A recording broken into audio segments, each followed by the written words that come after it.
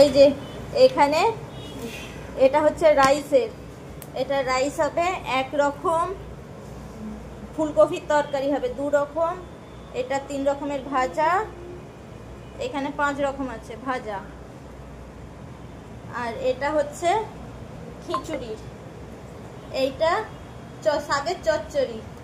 এইটা হবে শাক ভাজা, এইটা হবে শুক্তো,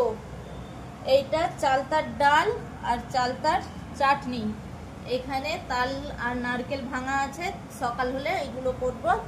এখানে সব মুদিখানা দোকানের বাজার আছে, এই হচ্ছে সব কিছু। এখানে হচ্ছে 3 রকম, এটা হচ্ছে 3 রকম, এটা 5 রকম, 8 রকম,